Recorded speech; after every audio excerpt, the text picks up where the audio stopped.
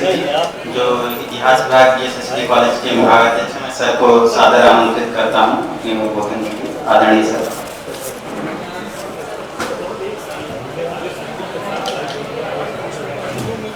वैसे इतने मूर्धन्य विद्वानों के बोलने के पश्चात लगभग विषय पूरा ही हो चुका है, तो मैं चाहूं तो मुख्य अतिथि के रूप में धन्यवाद ही ज्ञापित कर दूं। वैसे एक और है कि विद्वान जो श्रोता होते हैं वो मुख्य वक्ता, विशिष्ट वक्ता, इन लोगों से ही विषय की अपेक्षा भी करते हैं कि ये लोग विषय पर रहे हैं।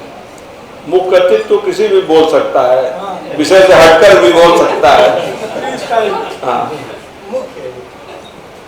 राजकीय फुलेकागार लखनऊ और कानपुर महानगर के दो प्रतिष्ठित महाविद्यालय, ब्रह्मावर्त PG कॉलेज और ब्रह्मानंद PG कॉलेज, इन तीन संस्थाओं के संयुक्त तत्वाधान में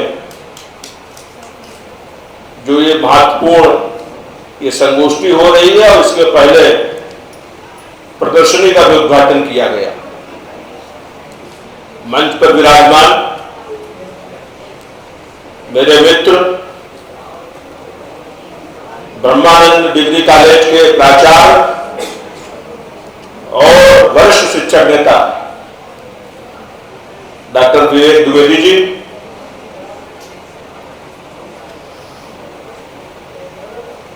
ये विद्यालय जो मुख्य रूप से आयोजन करता है, इस विद्यालय के सम्मानित प्राचार्य डॉक्टर VK कटियार जी,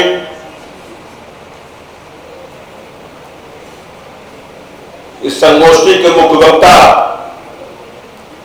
और पोखराया डिग्री कॉलेज के प्राचार्य डॉक्टर हरीश कुमार सिंह जी, इनसे मेरा परिचय तो मेरा बहुत बाद में हुआ, लेकिन इनके पिताजी से मेरा बहुत परिचय था, वो मेरे मित्र थे। अभिलेखागार के डिप्टी डायरेक्टर श्रीमान अमिताभ पांडे जी, और लंबे समय तक हम लोग साथ रहे, 90 से पहले से लेकर के आज तक हमारे अच्छे मित्र डॉक्टर समर भाटू सिंह जी, और मंच के दोनों कोनों पर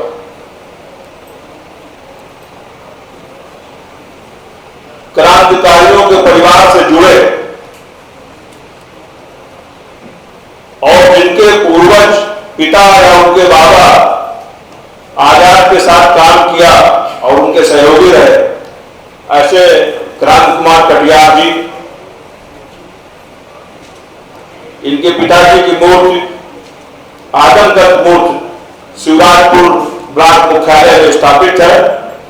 उस समय के तत्कालीन भाजपा नेता स्वर्गीय संतोष शुक्ला जी ने वो प्रयास करके उस मूर्ति को स्थापित कराया था। उस कार्यक्रम का मैं भी साक्षी रहा। दूसरे सुधींद्र पांडे जी, इनके विषय में या जिनके परिवार के विषय में अनूप शुक्ला जी ने जिक्र किया कि सिन्हा और पांडे बंधु, उनके पौत्र सुरेंद्र पांडे जी के पौत्र सुधींद्र जी, और सामने बहुत से लोग बैठे हुए हैं।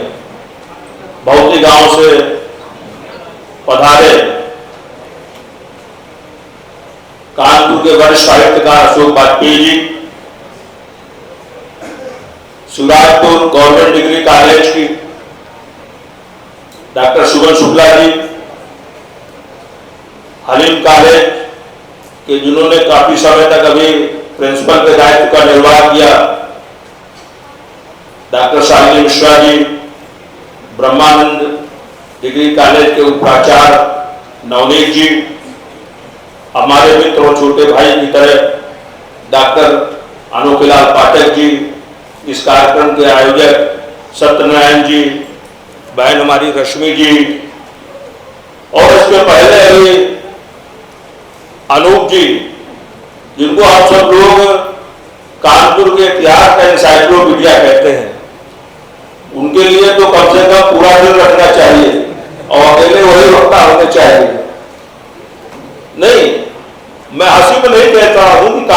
विषय में इतनी उनको जानकारी है। हम अक्सर अपने शोध छात्रों को भी उनको रिकमेंड करते हैं कि आप अनूप जी के पास जाइए और उनसे चर्चा कर लीजिए।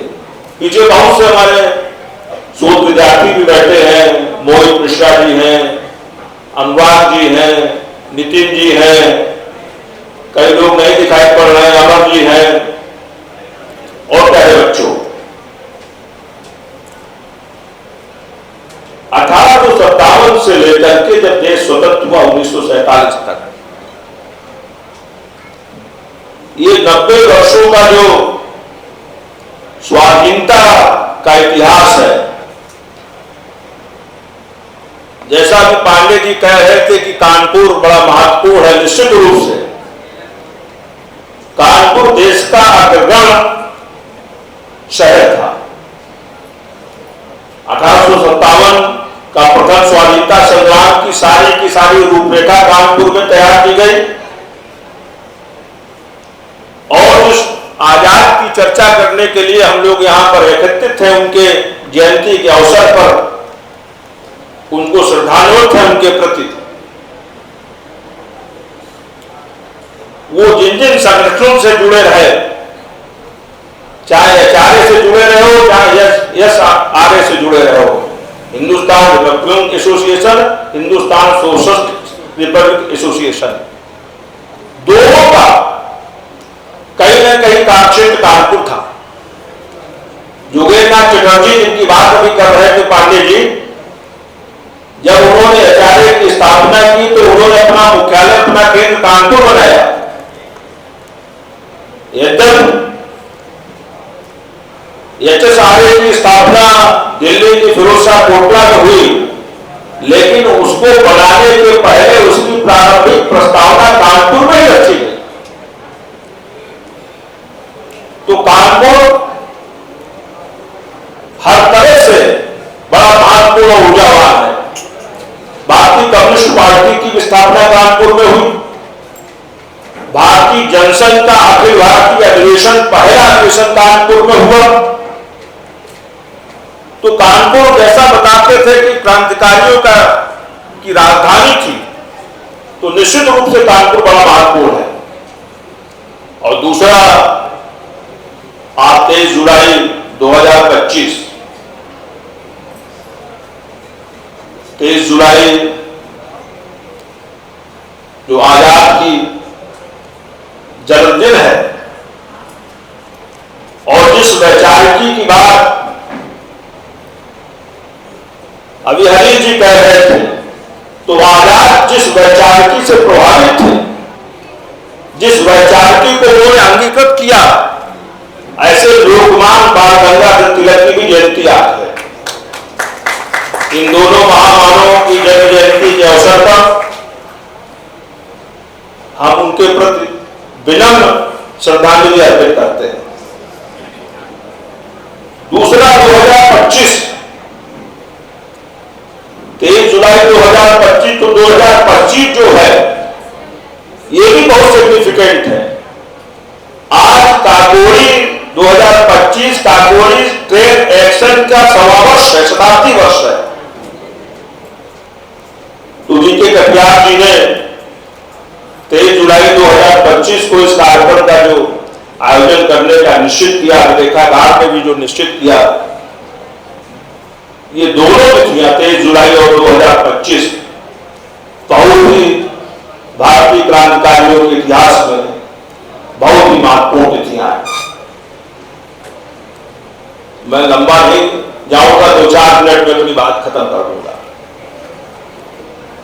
अक्सर आजाद को लेकर के, उनके जन्म स्थान को लेकर के, उनके पितृ स्थान को लेकर के बड़ी कंट्रोवर्सी रहती है। ये बात सही है कि उनके पूर्वज आजाद जी के जो बाबा बैकुलाल जी थे, वो भौती के रहने वाले थे और उनकी ससुराल बदलता में थी। लेकिन ये भी सही है कि अंत में जो आजाद का जो जन्म था वो मध्य प्रदेश में भावरा में हुआ था।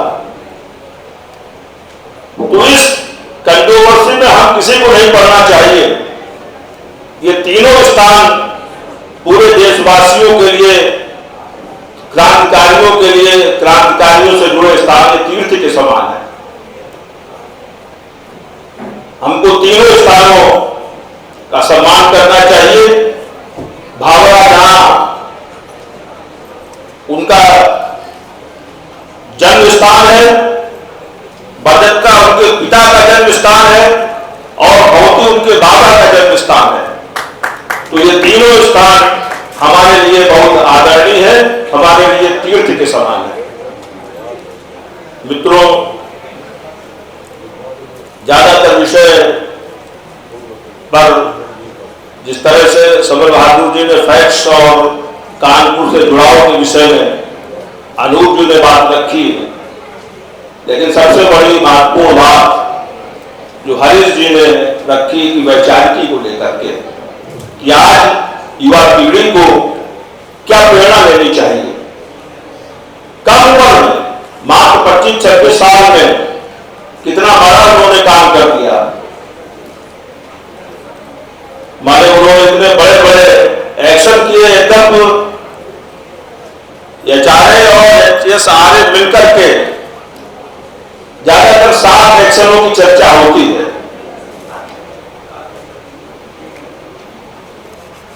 एक चीज और मैं बता दूं, पहले इसके पहले 2021 के पहले जैसे काकोरी की जब चर्चा होती थी, उसको काकोरी कांड कहा जाता है। लेकिन उत्तर प्रदेश सरकार ने इसमें बड़ा परिवर्तन किया। उन्होंने कांड से लगता है जैसे उन्होंने कोई गलत काम किया हो हमारे देशभक्त क्रांतिकारियों ने, उसे एक अपमान का बोध होता है, एक घृणा का बोध होता है। तो सरकार ने कहा कि अब ये कांड नहीं, एक्शन है। तो लगभग 7 एक्शन हुए, एचआरए और एचएसआरए ने मिलकर के। प्रारंभिक 2 एक्शन में, एक्शन का मतलब जो असल में क्रांतिकारियों के लिए सबसे बड़ी समस्या थी, वो पैसा कहां से आवे। किसी संगठन को चलाने के लिए, प्रवास करने के लिए, गोला बारूद के लिए, पिस्तौल के लिए, सामग्री छापने के लिए, सामग्री बांटने के लिए बड़ी समस्या होती थी धन की। और क्रांतिकारी कोई बहुत धनाढ्य परिवारों से तो थे नहीं, बहुत सामान्य परिवारों से थे। तो उन्होंने तय किया कि जो अंग्रेजों के पिट्ठू हैं, जो अंग्रेजों के दलाल हैं, जो जनता का शोषण करते हैं, या तो उनको लूटा जाए या सरकारी खजाने को लूटा जाए। तो पहले जो घटनाएं थी, जैसे फतेहपुर की बात कर रहे थे समर बहादुर जी ने, खाना और इलाहाबाद में पूरा मुक्ति, 2 मनी एक्शन थे। इसमें तो आजाद सम्मिलित नहीं थे, लेकिन उसके बाद के लास्ट तक काकोरी में आजाद सम्मिलित रहे और एकमात्र वही थे जो गिरफ्तार नहीं हुए। अंत में 1921 में अल्फ्रेड पार्क में अपने साथियों, किसी एक साथी के विश्वासघात के कारण वो गिरफ्तार हुए, उनकी घेराबंदी हुई। लेकिन उस व्यक्ति में उस समय भी ये जज्बा था कि मैं जीते जी ब्रिटिशर्स की गोली का शिकार नहीं बनूंगा, मैं फांसी के फंदे पर नहीं चढ़ूंगा, मैं अंग्रेजों की कालकोठरी में नहीं सड़ूंगा, मैं आजाद हूं, आजाद ही बनूंगा। उन्होंने अपने पिस्तौल से अपने सीने में गोली मार ली। लेकिन आज जो प्यारे विद्यार्थी यहां पर बैठे हैं, ये इनके लिए बड़ा महत्वपूर्ण है कि एक 25-26 साल का नौजवान आज पूरे देश में जिसके नाम की चर्चा होती है, जिसमें बड़े बड़े आख्यान होते हैं, बड़ी बड़ी संगोष्ठियां होती हैं, वो इस नई पीढ़ी का हीरो होना चाहिए, इस नई पीढ़ी का नायक होना चाहिए। अंत में मैं ये तीनों आयोजक संस्थाओं, ब्रह्मावत, पीजी कॉलेज मंधना, ब्रह्मानंद पीजी कॉलेज कानपुर और राजकीय अभिलेखागार लखनऊ, इन तीनों का बहुत बहुत आभारी हूं कि जिन्होंने मुझे यहाँ आमंत्रित किया और आपके बीच में बात रखने का अवसर दिया। धन्यवाद।